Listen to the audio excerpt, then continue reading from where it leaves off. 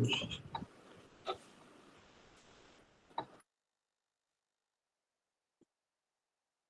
sure, sure, sure.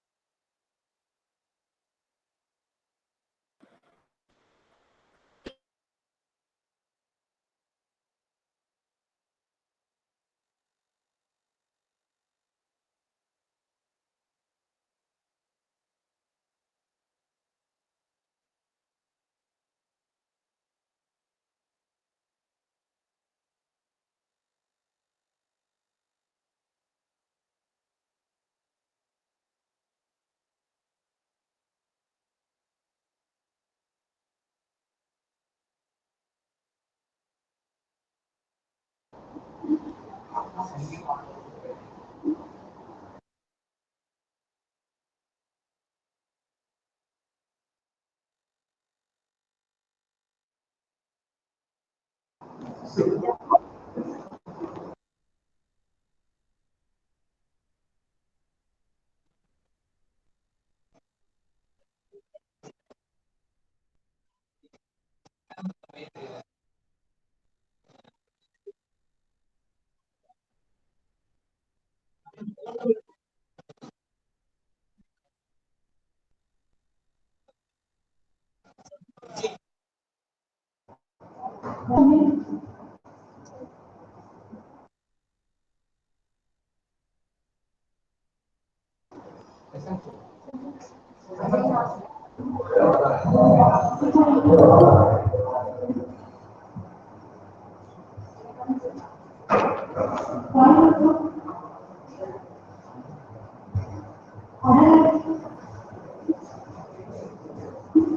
problem.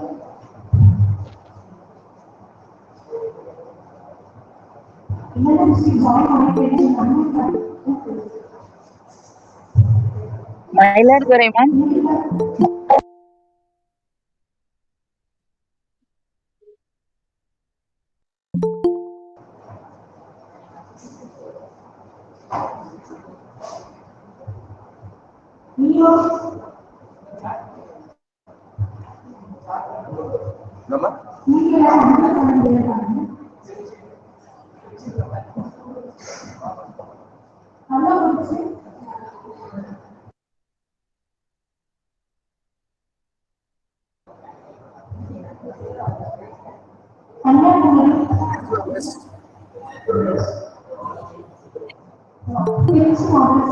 Trichy present ma'am. Trichy present. Trichy present.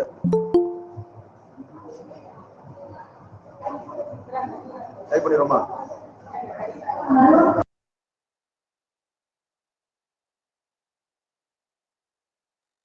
Present ma'am.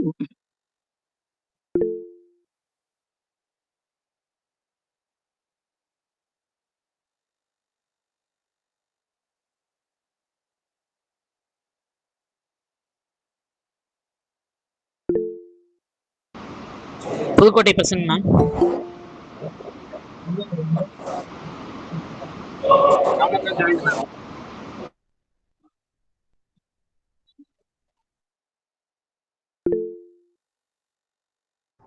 Present ma'am. காலிவேட் present ma'am.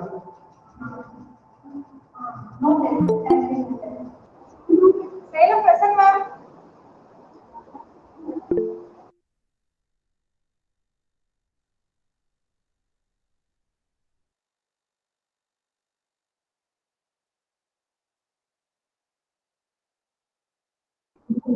Thanjavur present ma'am.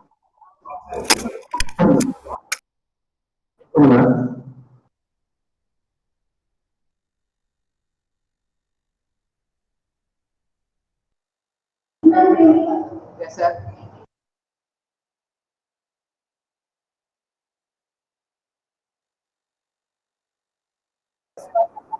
Thiruvallur, yes, ma'am. Thiruvallur, yes. Thiruvallur present madam.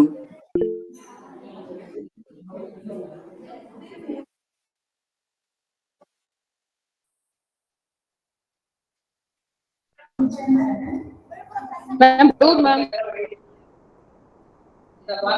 Ma'am Karur ma'am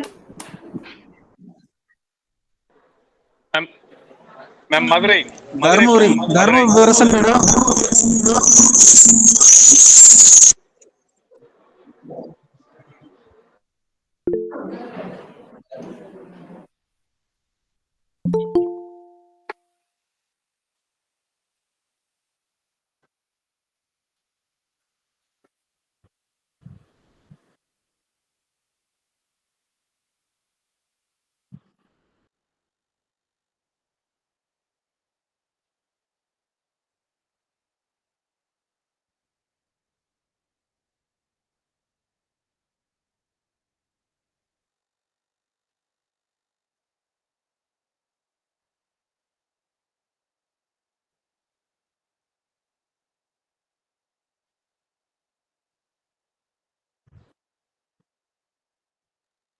okay, start பண்ணலாமா? Okay okay. அவங்க சொன்ன மாதிரி என்னுடைய பெயர் ஸ்ரீனிவாசன். என்னோட வசந்தனும் பல பேர் கூப்பிடுவாங்க. ஸோ நான் சென்னை மேத்தமேட்டிக்ஸ் கடந்த 17 வருஷமா பணியாற்றி. ஒரு நிமிஷம் சாரி, ஒரே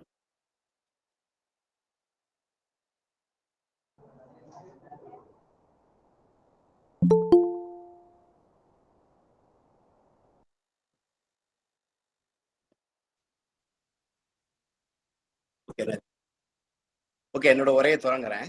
நான் சென்னை மேத்தமேட்டிக்கல் இன்ஸ்டியூட்ல ப்ரொஃபஸரா 17 வருஷமா, ப்ரொஃபஸரா ரீசெண்டா தான் 17 வருஷமா பணியாற்றிட்டு இருக்கேன். நான் சென்னை மேத்தமேட்டிக்ஸ் என்னை பத்தி ஒரு சின்ன இன்ட்ரோடக்ஷன். சென்னை மேத்தமேட்டிக்கல் இன்ஸ்டியூட்டுக்கு வர்றதுக்கு முன்னாடி நான் என்னுடைய பிஹெச்டியை வந்து இந்தியன் ஸ்டாட்டிஸ்டிக்கல் இன்ஸ்டியூட்ல பண்ணேன்.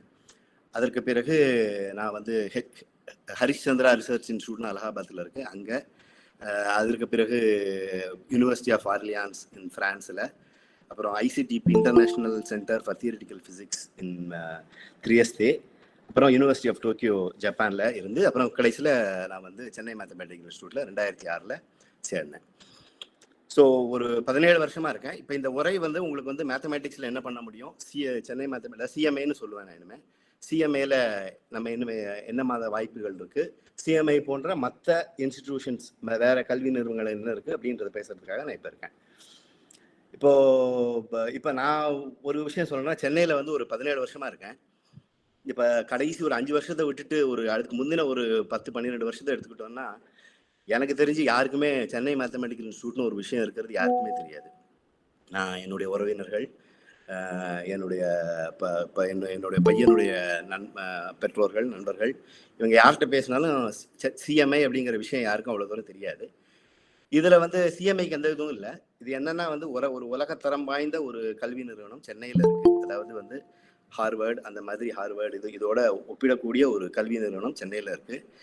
அதை பற்றி சென்னையில் இருக்கிறவங்களுக்கே தெரியாது. சென்னைனா இப்போ ஐஐடி எடுத்துக்கிட்டு, ஐஐடி எல்லாருக்கும் தெரிஞ்சிருக்கு இல்லையா, Indian Institute of Technology IIT இருக்கு. அந்த அது இப்போ நீங்கள் ஜேஇ எல்லாம் ப்ரிப்பேர் பண்ணிட்டு இருப்பீங்க நீங்கள் எல்லாரும், அதுக்கு ஒரு இது.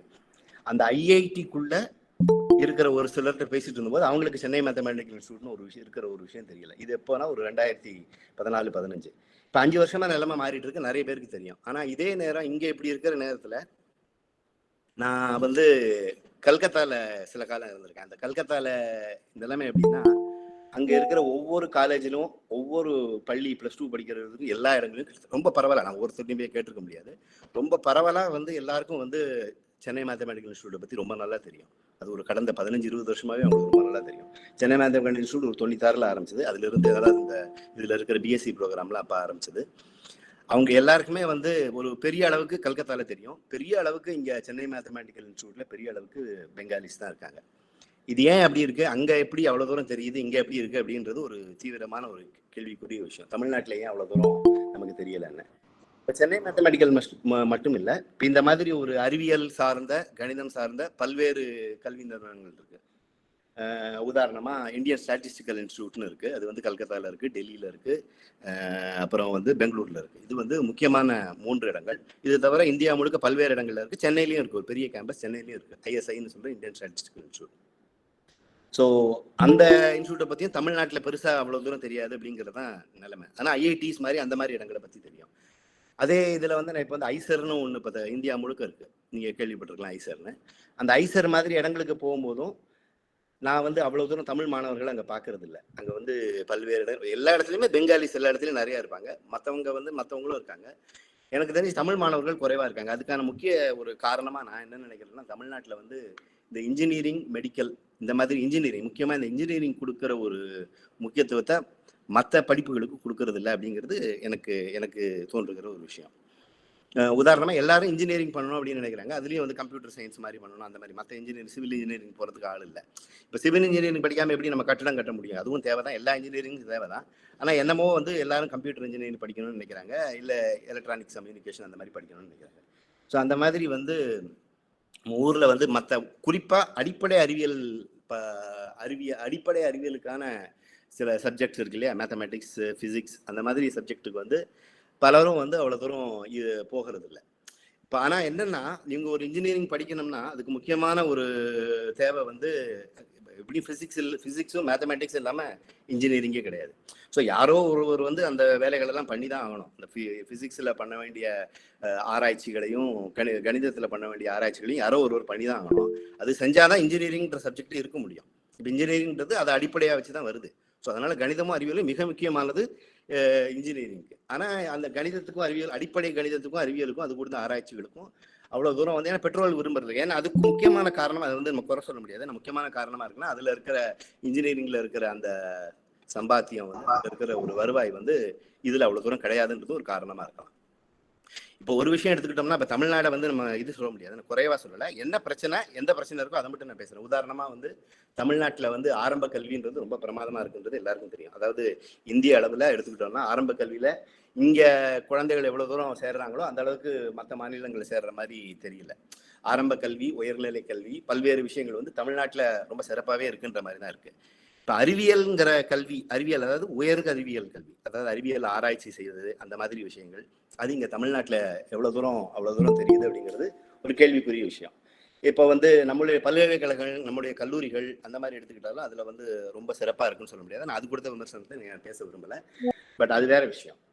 ஆனால் என்னன்னா, எல்லாருக்கும் இந்த இன்ஜினியரிங் போகணும், இன்ஜினியரிங் காலேஜ் கொடுக்குற ஏன்னா ஒரு சில கல்லூரிகளில் வந்து நான் என்ன கேள்விப்படுறேன்னா, பிஎஸ்சி மேத்தமெட்டிக்ஸ்ன்றதெல்லாம் அவங்க வந்து அதுக்கு ஆளே வரலைங்கிற மாதிரி ஒரு நிலைமை இருக்குது. இன்னைக்கு வந்து அதே வந்து அவங்க டேட்டா சயின்ஸ் அந்த மாதிரி விஷயங்கள் வந்து இது பண்ணுற அதுக்கு அந்த மாதிரி சப்ஜெக்ட்ஸ் ஓரியன்டாக பண்ணுற மாதிரி இருக்கிற மாதிரி ஒரு நிலைமை இருக்குது இங்கே வந்து.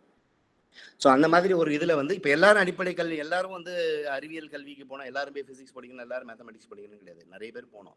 ஆனால் ஒரு சிலர் நல்ல திறமையுள்ள ஆட்கள் அந்த இதுக்கு போகாமல் இருக்கிறது ஒரு சரியான விஷயம் கிடையாது. ஒரு சமூகத்தில் எல்லா கல்விக்கும் ஒரு இது வேணும். நம்ம வந்து இது மட்டும் இல்லை, ஃபிசிக்ஸ் மேத்தமெட்டிக்ஸ் மட்டும் இல்லாமல் நீங்கள் வந்து ஒரு ஆந்த்ரோபாலஜியோ இதுவோ எல்லாத்துக்கும் படிக்கிறதுக்கு ஆள் இருக்கணும். ஒரு யூனிவர்சிட்டினா அதில் எல்லா சப்ஜெக்டும் இருக்கணும் இல்லையா?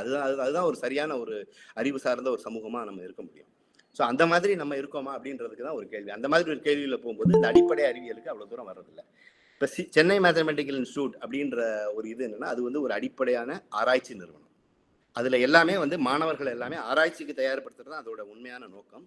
இது தவிர இந்த கமர்ஷியல் வேல்யூவாக இருக்கு இல்லையா, நீங்கள் இன்ஜினியரிங் படிச்சுட்டு அப்படி ஒரு கோர்ஸும் இருக்குது, அதை கொடுத்து கடைசியில் பேசுகிறேன்.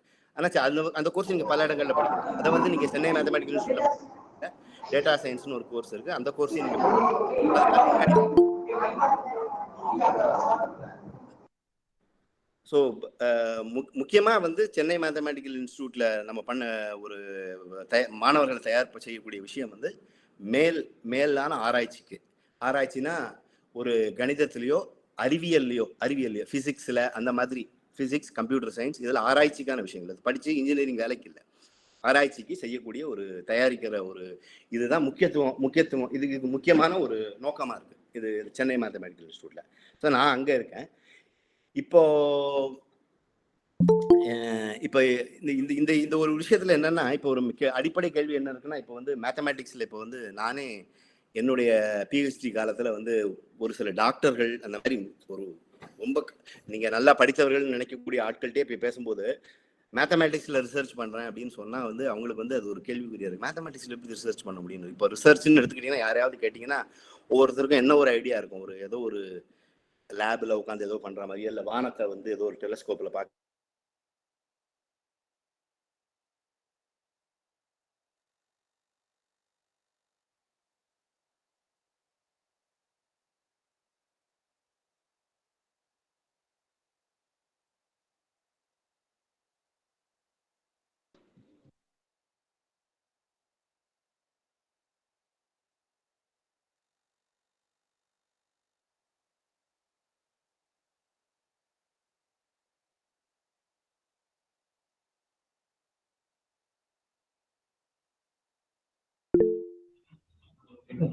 வாய்ஸ் கேட்கலங்க, வாய்ஸ் கேட்கல.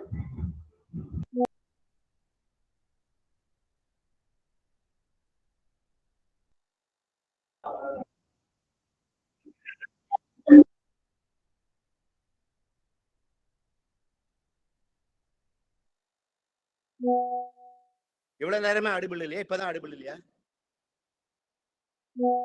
ஓ 5 minutes எதுவுமே கேட்கல, சாரி, ஏதோ மியூட் ஆயிடுச்சு எப்படின்னு தெரியல. எப்பல இருந்து கேட்கலன்னு சொன்னீங்கன்னா நான் திருப்பி பேசுறேன், சாரி. என்ன பேசிட்டு இருந்தேன் அப்போ?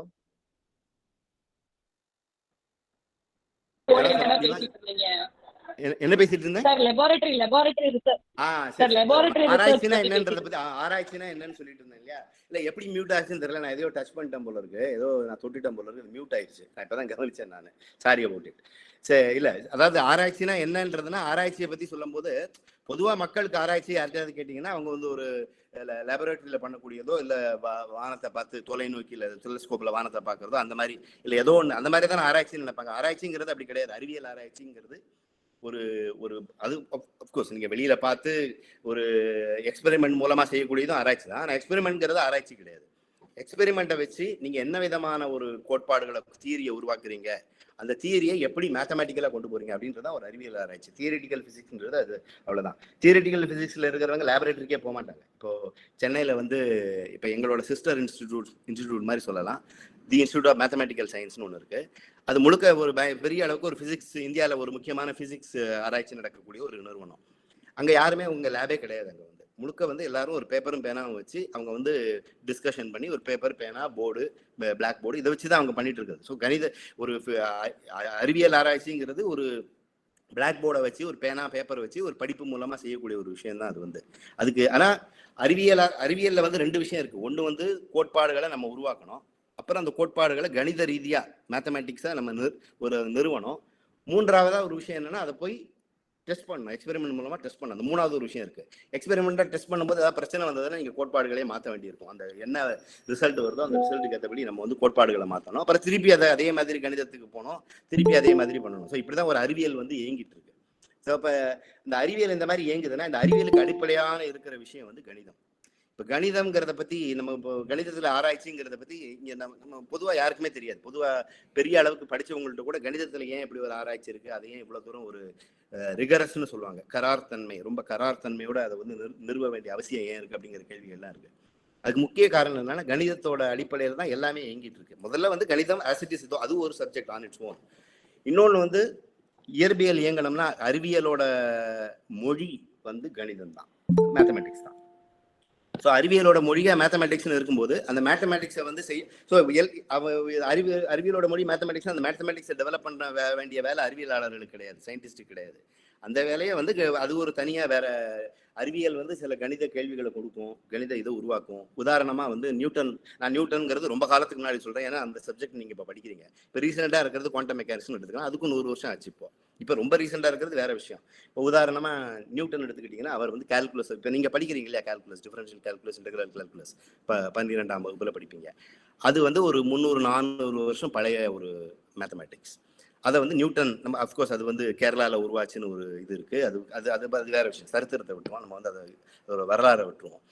அந்த அந்த கால்குலஸ் வந்து நியூட்டன்ஸ் உருவாக்கினார். அதை உருவாக்குறதுக்கு காரணம் அவர் பண்ணக்கூடிய அந்த பிசிக்ஸுக்கு, இயற்பியலுக்கு அது ரொம்ப தேவைப்பட்டதுன்றது தான். ஆனா அதற்கு பிறகு அந்த கால்குலஸை மேத்தமேட்டிஷியன்ஸ் எடுத்து அதுக்கப்புறம் அந்த இயற்பியல் அதுல இருந்து வெளியேறிடும். அந்த கால்குலஸ்ல அதுக்குள்ளேயே பல கேள்விகள் இருக்கும். அந்த கேள்விகளுக்கான விடைகளை கண்டுபிடிக்கிறது. ஸோ இந்த மாதிரி பல கேள்விகள் கணிதத்துல வரும். நவீன கணிதம், மாடர்ன் கணிதம் அப்படின்றது ஒரு 100 வருஷங்களுக்கு, ஒரு 100-150 வருஷங்களுக்கு முன்னாடி உருவானது.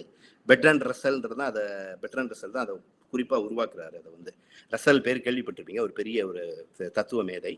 அவர் தான் அதோட அடிப்படையான ஆக்சியம்ஸ் எல்லாம் உருவாக்கி அதன் மூலமா நவீன கணிதம்ன்றது ஒரு 100-150 வருஷத்துக்கு முன்னாடி பிறக்குது. இந்த நவீன கணிதத்தின் அடிப்படையில் நம்ம வந்து ஒரு பெரிய அளவுக்கு ஒரு கடல் போல ஒரு ரிசர்ச் வந்து கடந்த 100-150 ஆண்டுகள்ல நடந்துகிட்டு இருக்கு. ஸோ இந்த ரிசர்ச் வந்து பிசிக்ஸ்ல இருந்து வரலாம், அதற்குரிய கேள்விகள் பிசிக்ஸ்ல இருந்து வரலாம். இப்ப கணிதம்னா என்ன அப்படின்னா, இப்ப கணிதம்னு நீங்க படிக்கிற கணிதம் வந்து ஒரு 8ஆம் வகுப்புல, ஒரு 12ஆம் வகுப்புல படிக்கிற கணிதம் வேற. அதுக்கு பிறகு வரக்கூடிய கணிதம்ன்றது முற்றிலும் வேறாக இருக்கும். அது வேற மாதிரி. அதை நீங்க மேல படிக்கும் போதுதான் அது என்ன மாதிரி, ஏன்னா அது வந்து நீங்க வந்து ஓரளவுக்கு தெரிஞ்சுக்கிட்டு போறது நல்லது. அதை தெரிஞ்சுக்கிறது எந்த விதத்திலும் நல்லது. உங்களுக்கு வந்து எதிர்காலத்தில் அது நமக்கு ஒத்து வராத விஷயமா இருக்கலாம், இல்லை ஒரு பிடிச்ச விஷயம் தெரியாமலும் போகலாம். ரெண்டுமா இருக்கலாம். எதுனாலும் ஒரு விஷயத்த தெரிஞ்சுட்டு கால விடணும், அப்புறம் தெரிஞ்சு பிடிச்சிருந்தா அது பக்கம் போகணும், அந்த மாதிரி. ஸோ கணிதம் என்பது ஒரு ரொம்ப தர்க்க ரீதியான விஷயம். அதுக்கும் ஒரு கால்குலேஷனுங்கிற அந்த ஒரு விஷயத்துக்கும் சம்பந்தம் கிடையாது. மாடர்ன் மேத்தமெட்டிக்ஸ் இஸ் பேசிக்கலி ஒரு ரிகரஸ் ஒரு ஃப்ரேம் ஒர்க். அது வந்து ஸோ அதற்குள்ள அதில் என்ன பண்றாங்க அப்படின்னா, புது புது மேத்தமெட்டிக்கல் ஆப்ஜெக்ட்ஸை உருவாக்குறாங்க. ஆப்ஜெக்ட்ஸ்னா என்னன்னா, அது வந்து இப்போ உதாரணமா குரூப் தியரி அப்படிங்கிறத நீங்க +2ல படிச்சிருப்பீங்க. குரூப்னு ஒரு விஷயம் இருக்கு, அந்த மாதிரி குரூப், ரிங், அந்த மாதிரி விஷயங்கள் இருக்கு. ஸோ அந்த மாதிரி விஷயங்களை உருவாக்குறதா இருக்கலாம். இல்லைன்னா உதாரணமா இப்ப நவீன கணிதத்துல முக்கியமான ஒரு விஷயத்தை எடுத்துக்கிட்டீங்கன்னா, ஒரு 100 வருஷம் முன்னாடி குவாண்டம் மெக்கானிக்ஸ்னு ஒரு இது உருவாச்சு. இந்த குவாண்டம் மெக்கானிக்ஸ் ரொம்ப புரிந்து கொள்ளப்பட்ட ஒரு விஷயம் கிடையாது. இப்போ குவாண்டம் மெக்கானிக்ஸ்ல இப்போ மற்ற இயற்பியல் விஷயத்தையாவது நீங்க நேரடியா போய் கத்துக்கலாம். அதாவது கணிதமே இல்லாம, ஒரு மேத்தமெட்டிக்ஸ் இல்லாம கத்துக்கலாம். குவாண்டம் மெக்கானிக்ஸோட அடிப்படை எல்லாமே மேத்தமெட்டிக்ஸின் அடிப்படையில இருக்கு. ஸோ அதனால மேத்தமெட்டிக்ஸ் இல்லாம குவாண்டம் மெக்கானிக்ஸ்ன்றது இயங்கவே வாய்ப்பு கிடையாது. ஸோ அதனால அந்த அந்த குவாண்டம் மெக்கானிக்ஸ்க்கான அந்த கணிதத்தை உருவாக்கினார் ஜான் ஃபன்னாய்மன் ஒரு உருவாக்கினாரு. ஸோ அந்த இதை வந்து டெவலப் பண்ணி வருது. ஆனா ஒரு கட்டத்துல என்ன ஆகுதுன்னா, குவாண்டம் மெக்கானிக்ஸ் மனசுல வச்சுட்டு தான் அந்த கணிதம் இயங்கணும்னு அவசியம் கிடையாது. ஒரு கட்டத்துல அதோட ரிசர்ச் தானா போயிட்டு இருக்கும். அந்த ரிசர்ச் இன்னைக்கு வந்து என்ன ஒரு விஷயம், நீங்க ஒரு கேள்விகளை கேட்க ஆரம்பிச்சீங்கன்னா அது என்னைக்குமே அதுக்கு பதில் கிடைக்கலாம். ஆனா அந்த பதில் என்னைக்குமே இன்னும் 10 கேள்விகளை தான் உருவாக்கும். மனிதனோட அறிவு அந்த மாதிரி தான் போயிட்டு இருக்கும். நீங்க வந்து ஸோ அந்த 10 கேள்விகளுக்கு நீங்க ஆரம்பிச்சீங்கன்னா 100 கேள்விகள் வரும். அப்படியே அது எக்ஸ்பேண்ட் ஆகிட்டே தான் போகும். இதுக்கு என்னைக்குமே வந்து கேள்விகள் வேற இருக்கும். ஆனா நீங்க என்ன கேள்வியில் இருக்கீங்கன்றதான் வரும். அன்னைக்கு கேட்ட கேள்வி இன்னைக்கு கேட்டல. சூரியனை பூமி சுத்திட்டு இருக்கா, பூமியை அந்த கேள்வி இன்னைக்கு கேட்கல. இன்னைக்கு இருக்கிற கேள்விகள் வேற எங்கேயோ இருக்கு. ஆனா இன்னைக்கு எத்தனையோ கோள்கள் வந்தாச்சு, எத்தனையோ கேலக்சிஸ் வந்தாச்சு, என்னெல்லாமோ வந்தாச்சு. எவ்வளோ நம்ம வந்து பதில் சொல்ல நமக்கு கேள்விகள் இன்னும் அதிகமாயிட்டு தான் இருக்கும். ஸோ அதுதான் அறிவியல், அதுதான் கணிதம். எல்லா சப்ஜெக்ட்டுக்கும் அது பொருந்தும். ஸோ இது வந்து நான் இப்போ ஒரு சுருக்கமா வந்து ஒரு கணிதத்துக்கு என்ன ஒரு முக்கியத்துவம் இருக்கு, அதை ஏன் வந்து கணிதத்தை செய்யறோம், ஏன் அதுல கணிதத்துல ரிசர்ச்னா என்ன, கணிதத்துல ரிசர்ச்ன்றது கணிதத்துல உருவாக்கக்கூடிய பல்வேறு கேள்விகள், அதை வெறும் பேனாவும் பேப்பரும் வச்சு செய்யறது. இப்ப கணிதத்துல வேற அப்ளைட் மேத்தமெட்டிக்ஸ்னு சொல்லுவாங்க. அது அந்த பிரிவினை நான் பொதுவா ஏத்துக்கிறது இல்லை. பட் அதோட இது வேற. அது வந்து எந்த விதத்துல வந்து ஒரு உதாரணமா ஒரு பேங்கிங்க்கு தேவையான ஒரு விஷயத்த ஃபைனான்ஸ்ல தேவையான ஒரு விஷயங்களை பண்றாங்கன்னு வைங்களேன், அது அப்ளைட் மேத்தமெட்டிக்ஸ்னு சொல்லுவாங்க. இப்போ பியூர் மேத்தமெட்டிக்ஸ்ன்றது இந்த மாதிரி நீங்க அப்ளிகபிளா இருக்கணும்ன்ற அவசியம் கிடையாது. பியூர் மேத்தமெட்டிக்ஸ்ன்றது கணிதத்திற்காக வேண்டிய கலைக்காகவே சொல்றாங்கல்ல, அந்த மாதிரி கணிதத்திற்காக வேண்டியவே அப்படி இயங்கக்கூடிய ஒரு விஷயத்தை பியூர் மேத்தமெட்டிக்ஸ் சொல்லலாம். ஆனா உண்மையில அவ்வளவு பியூரா கிடையாது. எதுவும் எல்லாமே அடிப்படையில அந்த கேள்விகள் வந்து எங்கேயோ ஒரு இயற்பியல்லையோ ஒரு பிசிக்ஸ்லயோ எங்கேயோ ஒரு இடத்துல தான் அது உருவாகுது. அந்த கேள்விகள் ஒரு கட்டத்துல கணிதத்திலேயே முழுக்க ஆரம்பிச்சு அது வந்து முழுக்க கணிதத்துக்குள்ளேயே. ஏன்னா பிசிசிஸ்ட் வந்து கணிதத்துல இருக்கிற ஆழமான கேள்விகளுக்குள்ள அவங்களுக்கு தேவை கிடையாது. அவங்களோட பர்பஸ் என்னவோ அதுக்கேற்ற மாதிரி அந்த கேள்விகளை கேட்டுட்டு அதற்கான பதில் கிடைச்சோடனே நகர்ந்துருவாங்க. கணிதத்துல அப்படி இல்லை. அதை வந்து தீவிரமான கேள்விகள் கேட்டு பல்வேறு விதங்கள் இருக்கும். இப்ப இந்த விஷயங்கள் எல்லாமே வந்து உயர்கணிதம் படிக்கக்கூடியவர். ஒரு உதாரணமா நம்ம தமிழ்நாடு காலேஜ் கியூரிகுலத்தில் எடுத்தீங்கன்னா, இங்கே பிஎஸ்சி 3rd இயர் வரும்போது ஒரு அனாலிசிஸ்னு ஒரு சப்ஜெக்ட், இந்த மெட்ரிக் ஸ்பேசஸ் இந்த மாதிரி சில விஷயங்கள் படிப்பீங்க தமிழ்நாடு பிஎஸ்சியில். அந்த மாதிரி இதை இன்ஜினியரிங்ல யாரும் படிக்கவே மாட்டாங்க. ஸோ அந்த மாதிரி ஒரு இது படிக்கிற நேரங்கள் தமிழ்நாடு மட்டும் இல்லை, இந்தியாவில் இருக்கிற எல்லா யூனிவர்சிட்டியும் சொல்றாங்க. அந்த மாதிரி ஒரு நேரத்தில் தான் அந்த மாதிரி விஷயங்களை படிக்க ஆரம்பிப்பாங்க. அப்போ படிக்கும்போது தான் ஒரு ஆக்சுவல் மாடர்ன் மேத்தமெட்டிக்ஸ்னா என்ன அப்படிங்கிறதுக்கு ஒரு அறிமுகம் கிடைக்கும். ஸோ அதற்கு பிறகு நீங்கள் மேலே படிக்க மேலே அதுக்கப்புறம் அதில் பிஹெச்டி பண்ண பல்வேறு இது இருக்குது. இப்போ இது வந்து நான் இப்போ வந்து ஓரளவுக்கு வந்து ஏன் கணிதத்துக்கான ஒரு ஆராய்ச்சி தேவை அப்படின்னா என்ன அப்படிங்கிறத சுருக்கமாக சொல்லியிருக்கேன். உங்களுக்கு என்ன கேள்விகள் இருந்தாலும் அதுக்கப்புறம் அதை பற்றி பேசலாம். இப்போ அதற்கான கணிதத்திற்கு ஆராய்ச்சிக்கான இந்தியாவில் இருக்கக்கூடிய என்ன வாய்ப்புகள் இருக்குது அப்படின்றத ஒரு சுருக்கமாக சொல்கிறேன். இப்போ முக்கியமாக வந்து இந்தியாவில் வந்து கணித ஆராய்ச்சிங்கிறது இது நான் சொல்கிறது வந்து ஒரு யாராவது எனக்கு தெரியாது, இங்கே யாரும் யூனிவர்சிட்டியில் இருக்காங்களான்னு தெரியாது, ஓரளவுக்கு யாருக்காவது புண்பட்டால் அதுக்கு ஒன்றும் இது பண்ணுறதில்ல. என்னென்னா இந்தியா நம்ம தமிழ்நாட்டை மொத்தம் இந்திய யூனிவர்சிட்டிஸ் பல்கலைக்கழகங்கள் எடுத்துக்கிட்டிங்கன்னா அங்கே வந்து நடக்கிற கணிதத்தில் நடக்கக்கூடிய ஆராய்ச்சிகள் அவ்வளோ தூரம் ஒரு சிறப்பானதாக கிடையாது. ஓரளவுக்கு ஏதோ ஒப்பேத்தர ஒரு ஆராய்ச்சிகளாக தான் இருக்குது. இந்தியாவில் வந்து சிறப்பாக நடக்கிற கணித ஆராய்ச்சிகள் நடக்கக்கூடிய ஒரு நிறுவனம்னா பாம்பேல வந்து டாடா இன்ஸ்டியூட் ஆஃப் ஃபண்டமெண்டல் ரிசர்ச்னு ஒன்று இருக்குது.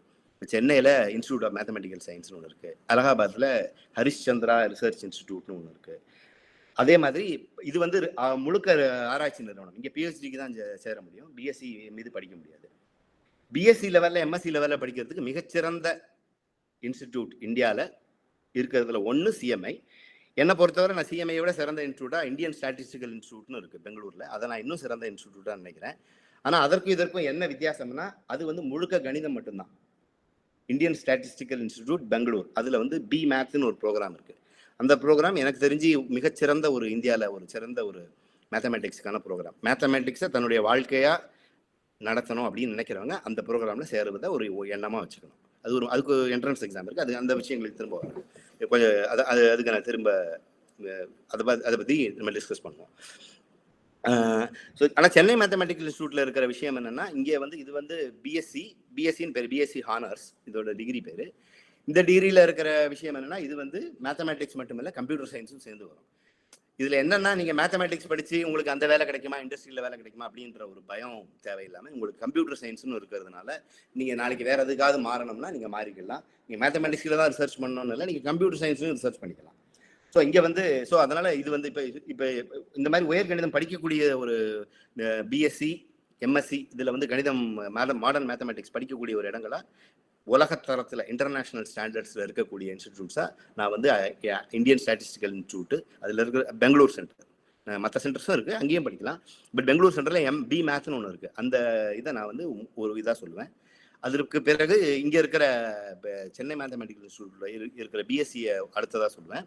இதுவும் ஒரு சிறந்த இது. ஆனால் இங்கே வந்து இன்னொரு இது என்னென்னா நீங்கள் வந்து இங்கே 2 ஸ்ட்ரீம் இருக்குது.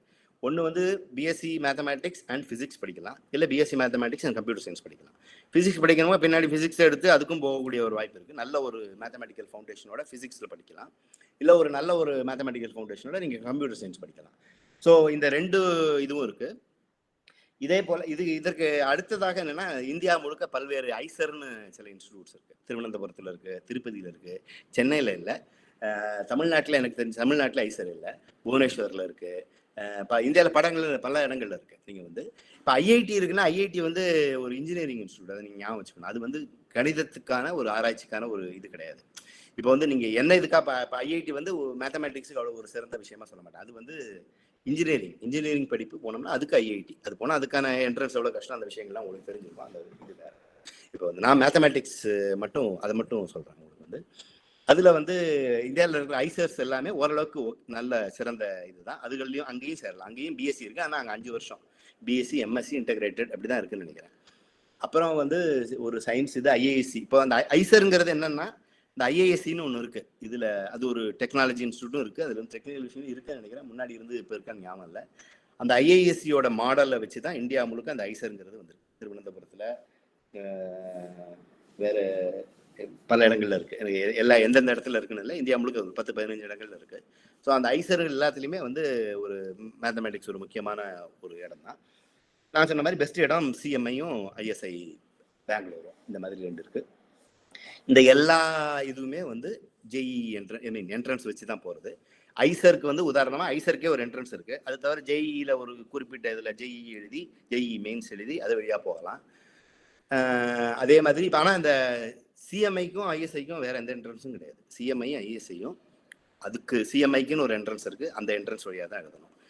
ஐஎஸ்ஐ பெங்களூருக்கும் ஐஎஸ்ஐக்கு ஒரு என்ட்ரன்ஸ் இருக்குது, அந்த என்ட்ரன்ஸ் வழியாக தான் எழுதணும். அந்த என்ட்ரன்ஸோட ஒரு முக்கியமான ஒரு விஷயம் என்னென்னா ஜேஇ என்ட்ரன்ஸ் இது எல்லாமே இப்போ பல்வேறு என்ட்ரன்ஸ் கேள்விப்பட்டிருப்பீங்க இல்லையா, நீட் எல்லாமே வந்து அப்ஜெக்டிவ் டைப். ஒரு கேள்வி கேட்பாங்க, 4 சாய்ஸ் இருக்கும், அதில் ஏதாவது ஒன்று இது பண்ணும்.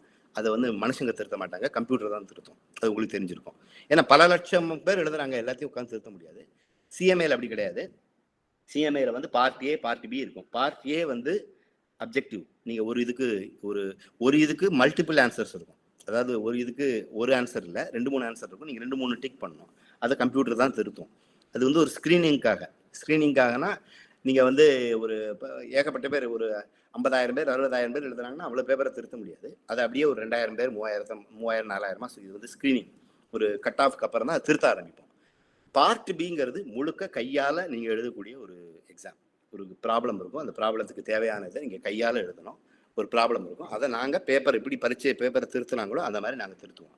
இதே சிஸ்டம் தான் ஐஎஸ்ஐ பெங்களூர்லையும், இதே சிஸ்டம் தான் இங்கேயும். ஓகே, அந்த பார்ட் பி அந்த மாதிரி. ஸோ இதில் வந்து நீங்கள் உங்களோட இது வந்து ஏதோ ஒரு ஏபி நீங்கள் ஏதோ ஒரு சாய்ஸில் தவறுதலாக நீங்கள் ஏதோ ஒன்று சின்ன இந்த இப்போ மல்டிபிள் சாய்ஸில் இருக்கிற என்ன பிரச்சனை, நீங்கள் வந்து ஏதோ ஒரு பண்ணுறீங்க, ஒரு சின்ன மிஸ்டேக் பண்ணி பிக்கு பதில் சியை சூஸ் பண்ணிங்கன்னா உங்களுக்கு இது பாருங்க. அந்த மாதிரி கிடையாது. நீங்கள் ஒரு ஆன்சர் எழுதிருக்கீங்க, உங்களுக்கு அந்த கணக்கு புரிஞ்சிருக்குன்னா நாங்கள் அதுக்கு ஒரு குறிப்பிட்ட மார்க்கை கொடுத்து தான் ஆகும். ஸோ அந்த மாதிரி உங்களோட புரிதல் என்னென்னு தான் பார்ப்போமே ஒழிய அதுக்கு வந்து ஒரு கான்க்ரீட் ஆன்சர் ஏபி அந்த மாதிரி கிடையாது. அந்த மாதிரி பிரச்சனை கிடையாது. ஸோ இது வந்து சிஎம்ஐ என்ட்ரன்ஸ். இந்த மாதிரி நீங்கள் வந்து சிஎம்ஐ வெப்சைட்டுக்கு போனீங்கன்னா பழைய கொஸ்டின் பேப்பர்ஸ்லாம் இருக்குது, பழைய கொஸ்டின் பேப்பருக்கான சொல்யூஷனும் இருக்குது. ஓகே, இப்போ வந்து சென்னையில் வந்து எனக்கு தெரிஞ்சு சிஎம்ஐக்கு பெரிய ப்ரிப்பரேஷன் பண்ணுற ஆட்கள்லாம் இல்லை. கல்கத்தாவில் ஏற்கனவே சொன்னேன், பெங்காலிஸ் வந்து எல்லா இடத்துலையும் இருக்காங்க. இந்த மாதிரி ஆராய்ச்சி நிறுவனங்கள் எல்லா இடத்துலையும் பெங்காலிஸ் படையாக இருக்காங்க. பெங்காலிஸ் வெஸ்ட் பெங்காலில் இருந்து. இதை நான் மற்ற ஸ்டேட்ஸை நான் கம்பேர் பண்ணல. பெங்கால் அதாவது நம்ம தமிழ்நாடு அவங்களோட நல்லா இருக்காங்களா அப்படி இல்லை. இருக்கிறத யார் பெஸ்ட்டோ, பெங்காலை விட தமிழ்நாடு வந்து ஒரு பொருளாதாரத்துலையும் மற்றதுலையும் சிறந்த விஷயம் இதாக இருக்கலாம். ஆனால் இந்த அறிவு சார்ந்த இந்த இதில் படிக்கிற இடங்கள்ல வந்து பெங்கால் வந்து இந்தியாவிலே சிறந்த ஒரு இதுன்னு தான் சொல்லுவேன். ஏன்னா எல்லா இடத்துலையும் அவங்க தான் இருக்காங்க. இப்போ நான் என்னுடைய ஸ்டூடெண்ட்ஸ் எல்லாமே பாதிக்கு மேலே பெங்காலிஸ் தான் இருப்பாங்க. பெங்காலி இப்போ ஸ்டூடெண்ட்ஸ் தான் இருப்பாங்க. பொதுவாக கல்கத்தா அந்த மாதிரி இடங்கள்லேருந்து வந்தவங்க தான் இருப்பாங்க. தமிழ்நாட்டிலேருந்து ரொம்ப அரிஜினும் அரிதாக தான் யாரையும் பார்க்க முடியுது, இந்த குறிப்பாக இந்த ஆராய்ச்சி இந்த விஷயங்கள்ல. ஸோ இந்த விஷயங்களை படித்தா என்ன பண்ணலான்னா, நம்ம வந்து முதல்ல சொன்னோம், இப்போ பிஎஸ்சி எங்கள் சிஎம்ஐயில் பிஎஸ்சி படித்து ஓரளவுக்கு நல்ல இதில் இருக்கிறவங்க, நல்ல ஒரு மார்க் எடுக்கிறவங்க உலகின் மிகச்சிறந்த இதில் போய் ஆராய்ச்சி செய்வாங்க. பிஎஸ்சி சிஎம்ஐயில் பிஎஸ்சி படிச்சுட்டு பொதுவாக இந்தியாவிலே இருக்கிறது இல்லை. அவங்க உலகின் மிகச்சிறந்த சிஎம்ஐயும் உலகின் சிறந்த ஒரு இன்ஸ்டிடியூட் தான். ஆனால் பொதுவாக எல்லாருக்கும் அமெரிக்கா போகணும்னு ஆசை இருக்கும்ல, அமெரிக்கா போகணும், யூரோப் போகணும்னு, அந்த மாதிரி இதுக்கு சொல்கிறேன். ஸோ அவங்க வந்து அந்த மாதிரி உலக பல்கலைக்கழகங்கள் அவங்க வந்து ஆராய்ச்சிக்கு போகிறாங்க. அதுக்கப்புறம் அந்த மாதிரி இடங்களில் வேலைக்கு போகிறாங்க. திருப்பி இந்தியாவுக்கும் வருவாங்க பல பேர். அந்த மாதிரி இதுக்கு போயிட்டு இருக்காங்க. ஸோ பிஎஸ்சி முடிச்சுட்டு இங்கே சிஎம்ஐலையும் எம்எஸ்சியும் இருக்குது. நீங்கள் அதை பிஎஸ்சி வேற எங்கேயோ முடிச்சுட்டு வரலாம், இல்லை பிஇ மாதிரி முடிச்சுட்டு இங்கே இருக்கிற எம்எஸ்சி படிக்கலாம். ஓகே, அதுக்கப்புறம் எம்எஸ்சி முடிச்சுட்டு இங்கே டைரெக்டாக பிஹெச்டி பண்ணுறதுக்கும் இங்கேயே ஆராய்ச்சி செய்யறதுக்கும் சிஎம்ஐலேயே வழி இருக்குது. இது ஐஎஸ்ஐ போன்ற மற்ற கல்வி நிறுவனங்களுக்கும் பொருந்தும். சிஎம்ஐ மட்டும் நான் சொல்லலை, மற்ற இதுக்கும் பொருந்தும். ஸோ இதனால் வந்து இண்டஸ்ட்ரியில் போக வாய்ப்பு இல்லைன்னு சொல்ல முடியாது. நீங்கள் இண்டஸ்ட்ரி மாதிரி நம்ம மனசு மாதிரி எனக்கு ரிசர்ச் வேண்டாம் அப்படின்னு போயிடலாம். ஏன்னா நமக்கு வந்து எந்த நேரத்தில் என்ன மாதிரி ஒரு ரிசர்ச் பண்ண முடியாமல் போகலாம் ஒரு ஸ்டூடெண்ட்டுக்கு. ஆனால் இதில் என்னன்னா, ஒரு ரிசர்ச் இதுக்கெல்லாம் வந்து நீங்கள் வந்து ஒரு வாழ்க்கையில் வந்து ஒரு ஸ்டெபிலிட்டின்னு இருக்குல்ல, அதை அடையிறதுக்கு கொஞ்சம் நாள் ஆகும். அதாவது ஒருத்தர் வந்து ஒரு ரிசர்ச்சுங்கிறது ஒரு 4 வருஷம் ஆகலாம், சிலருக்கு 5-6 வருஷம் கூட ஆகலாம். ஓகே, ஒரு பிஎஸ்சி ஒரு 3 வருஷம், இது ஒரு 2 வருஷம். அதனால் வாழ்க்கையில் கொஞ்சம் சில விஷயங்கள் இதுக்கெல்லாம் ஸ்டைஃபண்ட் வரும். பிஹெச்டி பண்ணும்போது உங்களுக்கு ஸ்டைஃபண்ட் வரும். ஆனால் வந்து ஒரு கம்ப்யூட்டர் சயின்ஸ் நீங்கள் ஒரு இன்ஜினியரிங் காலேஜில் படிச்சுட்டு வாங்குற சம்பளம் மாதிரி இது இருக்காது. ஆனால் பின்னாடி வந்து உங்கள் வாழ்க்கை வந்து ரொம்ப ஸ்டேபிளாக இருக்கும். நீங்கள் வந்து எனக்கு ஒரு கம்ப்யூட்டர் சயின்ஸ் படிச்சிங்கன்னு வச்சுக்கோங்களேன். கம்ப்யூட்டர் சயின்ஸ் படித்து நீங்கள் ஒரு வேலைக்கு போனீங்கன்னா நீங்கள் உங்களை அப்டேட் பண்ணிகிட்டே இருக்கணும். நீங்கள் அது புதுசாக ஒன்று உருவாகிட்டு இருக்கும், அதுக்கேற்ற மாதிரி அப்டேட் பண்ணிவிட்டு புது டெக்னாலஜி வரும், மாறிக்கிட்டே இருக்கும், நீங்கள் பழையசாயிருவீங்க. அந்த மாதிரி பிரச்சனைகள்லாம் இது கிடையாது. அறிவுன்றது இதில் இருக்கிற அறிவு வந்து வேற, உங்களோட ஆராய்ச்சி வந்து நிலையாக நின்றுகிட்டு இருக்கும். ஸோ இதோட சாதகங்கள் வேற, இதுல இருக்கிற அமைதியும் சாதகமும் வேற. நீங்க இண்டஸ்ட்ரியில இருக்கிற மாதிரி போட்டி போட வேண்டாம். உங்களுக்கு பாஸ்ன்னு ஒரு ஆள் இருக்க மாட்டான். யாரோ ஒரு ஆளோ, ஒரு ஆணோ பெண்ணோ யாரோ ஒரு ஆள் வந்து உங்களை அதிகாரம் பண்ணக்கூடிய ஒரு இது இருக்காது. நீங்க தான் உங்களுக்கு நீங்க தான் உங்களுக்கு எஜமானர். உங்களுக்கு ஒரு பாஸ் கிடையாது, யாருக்கு ரிப்போர்ட் பண்ண வேண்டாம். ஸோ இந்த மாதிரி இது இருக்கு. ஆனா உங்களுக்கு அதுக்கான திறமையும் இதுவும் இருக்கா, அதாவது நம்மளால செய்ய முடியுமா அப்படிங்கிறத நீங்க தான் முடிவு பண்ணணும். ஒரு இது கிடைச்சி நம்ம வந்து இந்த மேத்தமெட்டிக்ஸ்ல நமக்கு அவ்வளவு தூரம் ஆர்வம் இருக்கு. முதல்ல ஆர்வம் இருக்கணும். ஆர்வம் இல்லாமல் இதுக்கு வரக்கூடாது. ஏன்னா இது வந்து வேலைக்கான ஒரு விஷயம் கிடையாது. அந்த ஆர்வம் இருக்கணும். ஆர்வத்தோட நமக்கு வந்து அதை எவ்வளோ தூரம் முடியும் அப்படிங்கிறத பார்த்து நம்ம போட்டு பார்த்துருவோம் அப்படிங்கிற மாதிரி வரக்கூடியவங்க வரணும். அப்படி வர்றதுக்கு வந்து தமிழ்நாட்டில் வந்து இப்போதைக்கு குறைவாக இருக்குன்னு தான் சொல்லுவேன். அந்த மாதிரி வர்றதுக்கு வேற எந்த கேள்விகள் இருக்குன்னு கிடையாது. கடைசியாக ஒரு விஷயம் என்னன்னா, இப்போ இந்த கமர்ஷியலா விஷயத்தை பேசிட்டு இருந்தோம் இல்லையா, கம்ப்யூட்டர் சயின்ஸ் இந்த மாதிரி, அந்த மாதிரி சிஎம்ஏல இன்னொரு கோர்ஸ் இருக்கு, அதுக்கு பேர் டேட்டா சயின்ஸ். டேட்டா சயின்ஸுங்கிறத பலர் கேள்விப்பட்டிருப்பீங்க. இன்னைக்கு வந்து அது இல்லாத ஒரு இடமே கிடையாது, எல்லா இடத்துலையும் இருக்கு. சிஎம்ஐலேயே டேட்டா சயின்ஸ்னு ஒன்று கொடுக்குறாங்க. அது ரொம்ப இருக்கிறதுல இப்போ பிரபலமான கோர்ஸ் அதுதான். அது ரொம்ப கமர்ஷியலான கோர்ஸ். அது இப்போ சிஎம்ஐல இன்னொரு விஷயம் சொல்றேன், சிஎம்ஐல பிஎஸ்சிக்கு வந்து ஸ்டைஃபண்ட் உண்டு. பிஎஸ்சி படிக்கக்கூடிய ஒரு மாணவர்களில் முதல்ல அவங்களுக்கு ஃபீஸ் கிடையாது. ஓகே, நீங்கள் என்ட்ரன்ஸ் பாஸ் பண்ணி உள்ளே வந்துட்டீங்கன்னா ஒரு சில இதுக்குள்ள ஒரு குறிப்பிட்ட 50 மாணவர்களுக்கு, 50 மாணவர்கள் நினைக்கிறேன், முதல்ல 50 மாணவர்களுக்கு, அதாவது உள்ளே வரும் 50 மாணவர்களுக்கு, மொத்தமாக 50க்கு மேலே போகாது மாணவர்கள் வந்து ஃபீஸ் கிடையாது. அடுத்தது ஃபீஸ் கிடையாது மட்டும் இல்லை, அவங்களுக்கு ஒரு ஸ்டைஃபண்டும் உண்டு. அவங்களுக்கு மாதம் எனக்கு அதை ஏற்றிருக்காங்களான்னு தெரியாது, ஒரு 6000 7000 ரூபா ஏதோ ஒன்று, 5000 6000 ஏதோ ஒன்று, எனக்கு சரியாக இப்போ ஞாபகம் இல்லை அந்த எவ்வளோன்னு, எனக்கு மறந்து போச்சு. இது இப்போ ரீசெண்டாக ஏற்றிருப்பாங்க இல்லையா. ஸோ அந்த இது நிச்சயமாக 5000க்கு மேலே மாதம் அவங்களுக்கு ஸ்டைஃபண்ட் கொடுப்பாங்க. ஸோ அது உங்களை மற்ற செலவுகளையும், அது வந்து உங்களுக்கு சாப்பாடு செலவு, தங்குற செலவு, ஹாஸ்டல் ஃப்ரீயாக இருக்கும். ஸோ இது இந்தியன் ஸ்டாட்டிஸ்டிக்கல் இன்ஸ்டியூட்லேயும் இதே இதுதான். உங்களுக்கு வந்து ஒரு ஸ்டைஃபண்டும் வரும். அதாவது நீங்கள் இப்போவே சம்பாதிக்க ஆரம்பிச்சிருங்க, மிக குறைவாக இருந்தாலும் இப்போவே சம்பாதிக்க ஆரம்பிச்சிருவீங்க. அதோட நீங்கள் ஒரு ஆராய்ச்சி இதுலையும் பண்ண ஆரம்பிச்சிருவீங்க. இது சிஎம்ஏல. ஆனால் அந்த டேட்டா சயின்ஸ் அப்படி கிடையாது, அது ஒரு ஹை ஃபீஸ். எப்படி மற்ற இன்ஜினியரிங் காலேஜில் எப்படியோ, இப்போ நான் இவ்வளோ தூரம் சொன்னது வந்து இது ஸ்டைஃபண்ட் ஒன்றுன்னு சொன்னது வந்து இது பிஎஸ்சி, அதாவது ஆராய்ச்சிக்கு தயார்படுத்தக்கூடிய அந்த கல்வி. இப்போ சிஎம்ஏல இன்னொரு இது இருக்குது, எம்எஸ்சி டேட்டா சயின்ஸ்னு ஒன்று இருக்குது. அந்த எம்எஸ்சி டேட்டா சயின்ஸுக்கு நீங்கள் வந்து ஃபீஸ் ஒரு செமஸ்டருக்கு 2.5 லட்ச ரூபா ஃபீஸ் இருக்குது. அது ஃபீஸ் கொடுத்து தான் படிக்கணும். அதுக்கும் என்ட்ரன்ஸ் இருக்குது. அது வந்து பெரிய லெவலுக்கு வேலைகள் கிடைக்கக்கூடிய ஒரு படிப்பு. அது குறித்து நீங்கள் எதையும்னாலும் நீங்கள் சிஎம்ஐயோட வெப்சைட்டில் பார்க்கலாம். அது வந்து இன்னைக்கு வந்து ரொம்ப ஒரு பாப்புலரான ஒரு படிப்பு. ஓகே, ஸோ இது ஓரளவுக்கு சிஎம்ஐ பற்றி, ஆராய்ச்சி பற்றி, எல்லாத்தையும் பற்றி சொல்லிட்டேன்னு நினைக்கிறேன். நான் எந்த வித ப்ரிப்பரேஷனோட வரல, ஏன்னா என்னுடைய வேற நிலைமைகள் காரணமாக நான் வந்து இப்போ அதுக்கான நேரம் எனக்கு இல்லை. ஸோ என்னால் எனக்கு இப்போ மனசில் என்ன தோணுதோ அதை சொன்னேன். நீங்கள் கேள்விகள் கேட்டால் நம்ம வேற விஷயங்களுக்கு நான் பதில் சொல்ல தயாராக இருக்கேன். ஸோ இதோட என்னுடைய இதை நிறுத்திக்கிறேன். நன்றி.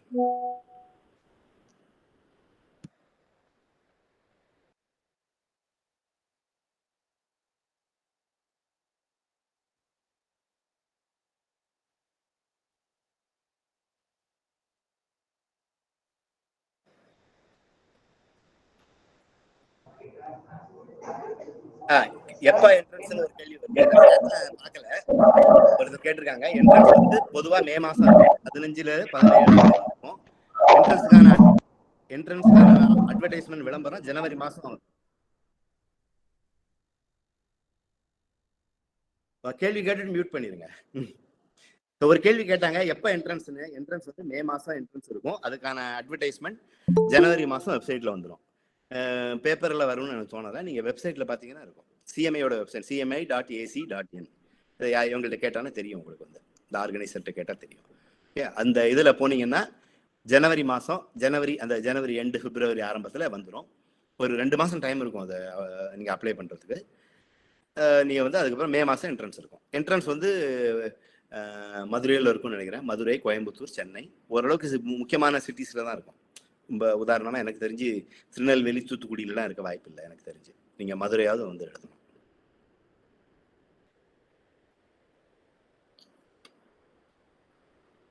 எதை பற்றியும் கேட்கலாம். மேத்தமேட்டிக்ஸ் பற்றி நான் ஏதோ சொன்னேன், அதை பற்றி கேட்கலாம். சிஎம்ஐயை பற்றி கேட்கலாம். வேற என்ன கேள்விகள் இருந்தாலும் கேட்கலாம். நீங்கள் இந்த படிப்புக்கு என்ன வாய்ப்புகள், வேலை வாய்ப்புகள் என்ன, இல்லை என்னை பற்றி ஏதாவது, நான் என்னுடைய வாழ்க்கையில் ஆராய்ச்சியில் ஏதாவது ஸ்ட்ரகிள் பண்ணேனா அப்படின்னு கேட்கணும்னா கேளுங்க. உங்களுக்கு இதை புரிஞ்சு. வணக்கம் சார். சொல்லுங்க சார். ஐசருக்கு என்ன ப்ரொசீஜருங்க சார்? ஜேஇயோட எழுதணுமா இல்லை எப்படிங்க சார்? இல்லை, ஐசர்ல நான் இல்லை. ஐசரை பற்றி எனக்கு தெரிஞ்ச அளவில் என்ன, ஐசருக்குன்னு ஒரு என்ட்ரன்ஸ் இருக்கு. ஐசருக்கான என்ட்ரன்ஸ் எழுதலாம். இன்னொன்று வந்து ஜேஇ மூலமாகவும் போகலாம். ஜேஇ மார்க்கை வச்சு நீங்கள் போகலாம். 2-3 வழிகள் இருக்கு. என்ன, இது நீங்கள் வந்து ஐசர் இதுலேயே பார்த்தா தெரியும். ஐசருக்கு 2-3 வழிகள் இருக்கு. ஜேஇ மூலமாகவும் போகலாம், இது மூலமாகவும் போகலாம். அவங்களுக்குன்னு ஒரு பிரத்யேகமான என்ட்ரன்ஸ் இருக்கு. அந்த என்ட்ரன்ஸும் எழுதி போகலாம். Thank you sir. Thank you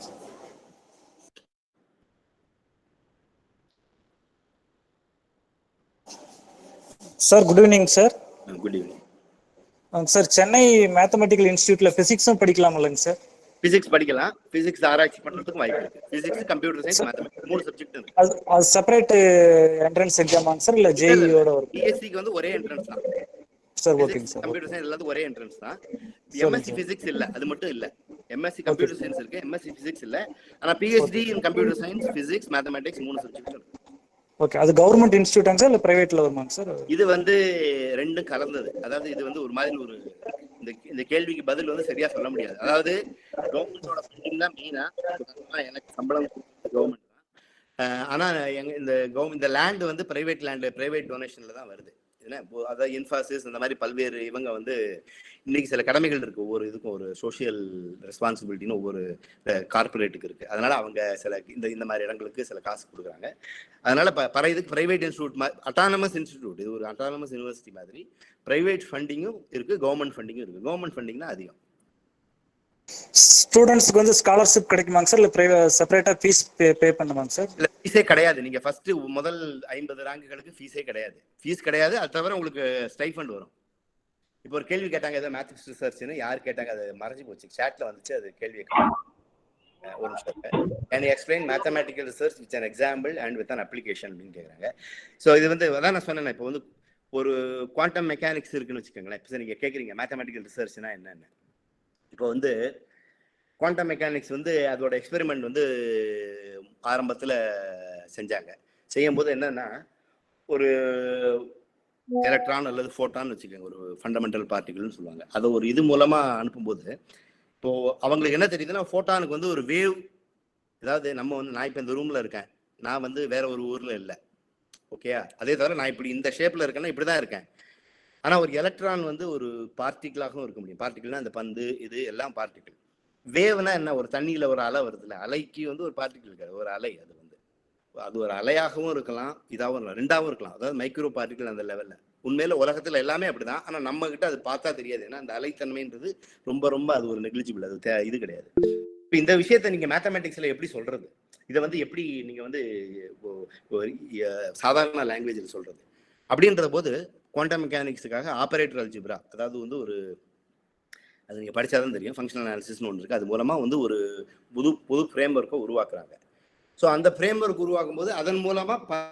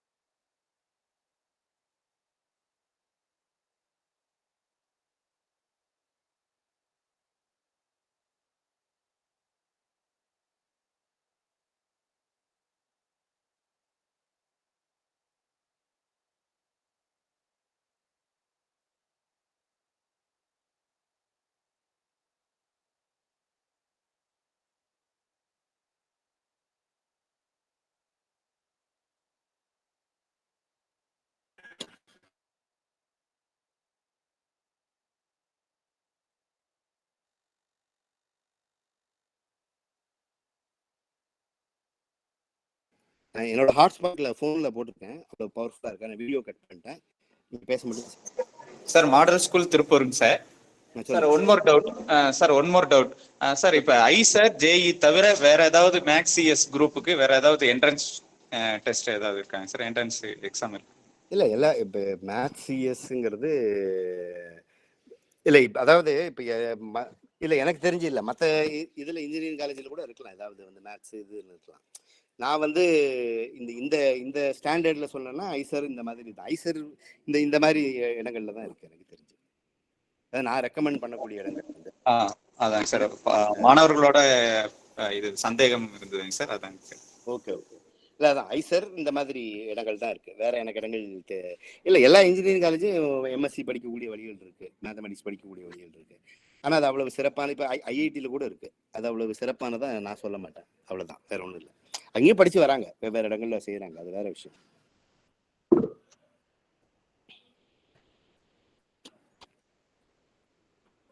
what is கால்குலஸ்னு ஒருத்தர் கேட்டிருக்காங்க. நீங்கள் படிச்சுட்டு இருப்பீங்க இல்லையா கால்குலஸ், ஆனால் என்ன விஷயம்னா அது கால்குலஸ் வந்து முழுசாக அது கால்குலஸ் இல்லை.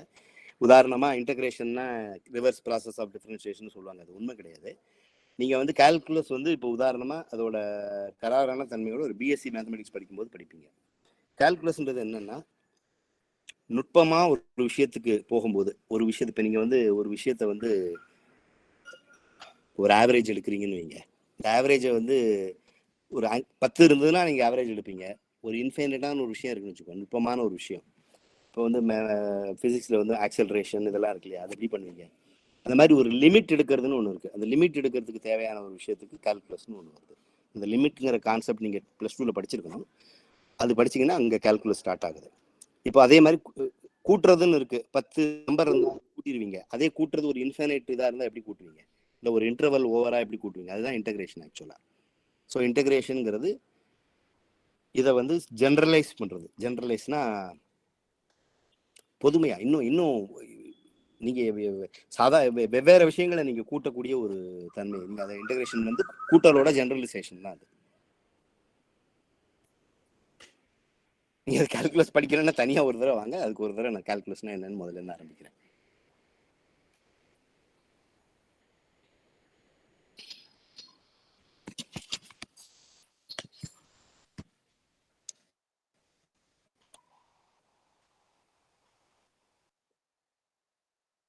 சொல்லுங்க,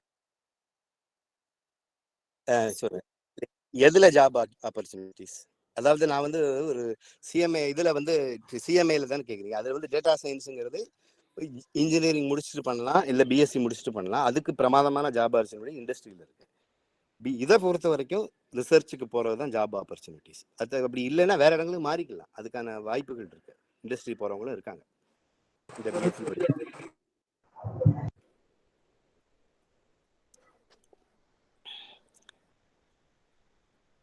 நீங்க பிஎஸ்சி முடிச்சுட்டு அதுக்கப்புறம் என்ன செய்றீங்கன்னு பொறுத்து தான் உங்களுக்கு வந்து ஜாப் ஆப்பர்ச்சுனிட்டிஸ் இருக்கு.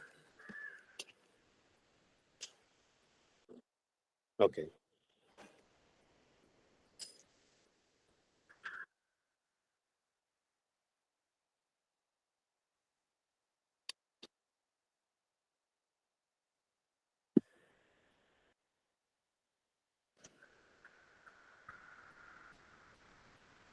வெளியில வந்துட்டேன்.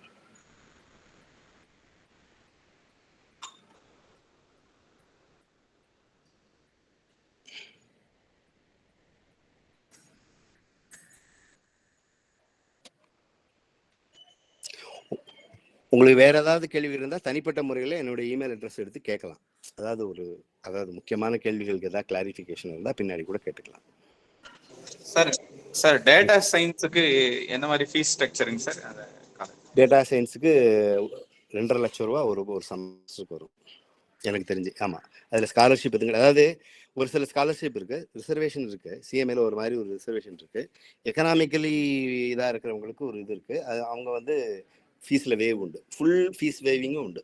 ஃபீஸே இல்லாமல் கூட ரொம்ப ஏழ்மைப்பட்டவங்க இருக்காங்க அப்படின்னா வருஷத்துக்கு 1 லட்சத்துக்கு குறைவாக இருக்கிறவங்க, அந்த மாதிரி இருக்கிறவங்களுக்கு ஃபீஸ் வேவிங் உண்டு. பொதுவாக அதோட ஆக்சுவல் ஃபீஸ் வந்து 2.5 லட்சம் ரூபா ஒரு செமஸ்டருக்கு. அப்போ ஒரு இது முடிக்கிறதுக்கு 2 வருஷம் அது கோர்ஸு. ஸோ முடிக்கிறதுக்கு 4 செமஸ்டர், ஸோ 10 லட்ச ரூபா ஆயிரும் அது. ஆனால் ஃபீஸ் வேவிங் உண்டு. நான் சொன்ன மாதிரி ரொம்ப எக்கனாமிக்கலி அவ்வளோ சவுண்டாக இல்லாதவங்க ரொம்ப அதுக்கான சர்டிஃபிகேட், கரெக்டான சர்டிஃபிகேட் கொடுக்கும்போது ஃபீஸ்க்கு வந்து கம்மியாகும். அபவுட் ரோபாட்டிக்ஸ் ஆட்டோமேஷன் கேட்டிருக்காங்க. இது இன்ஜினியரிங் இன்ஸ்டியூட் கிடையாது நான் சொன்ன மாதிரி. ஏன்னா டேட்டா சயின்ஸுங்கிறது இப்போ ரீசெண்டாக ஆரம்பித்த ஒரு விஷயம். மற்றபடி இது முழுக்க முழுக்க எங்கள் இன்ஸ்டியூட் வந்து pure mathematics, pure physics, pure computer சயின்ஸில் ரிசர்ச்சுக்காக வேண்டி இருக்கிற ஒரு இடம். இங்கே வந்து மற்ற ரோபாட்டிக்ஸ், ஆட்டோமேஷன் இதெல்லாம் கிடையாது. அதற்கு உண்டான கணிதத்தை வேணால் நாங்கள் பண்ணுமே ஒழிய அதில் நேரடியாக அந்த மாதிரி இது கிடையாது. அதுக்கு நீங்கள் இன்ஜினியரிங் காலேஜ் தான் போகணும்.